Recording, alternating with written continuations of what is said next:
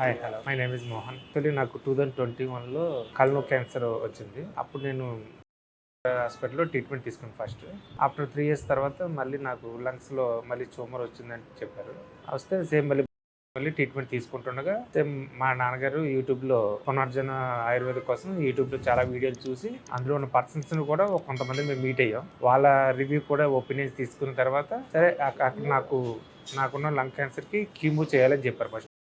ఆ ఒక 2 కీమోస్ అయిన తర్వాత సరే ఇది కూడా ప్యారలల్గా ట్రై చేద్దాం ఒకసారి, రివ్యూ కూడా బాగుంది, ప్లస్ పేషెంట్స్ అందరూ కూడా రికవర్ అయ్యారు అని మేము తెలుసుకొని వచ్చి యూజ్ చేసాం. నాకు ఇక్కడికి వచ్చిన స్టార్టింగ్లో కొంచెం వీక్గా అనిపించింది. ఆ టైంకి నాకు కొంచెం భయం కూడా ఉండేది. అంటే కీమో జరుగుతున్నప్పుడు నెక్స్ట్ ఏంటి ప్రాసెస్ ఏంటి, కీమోకి వీక్ అవుతారు అన్నట్టుగా చెప్పారు నాకు.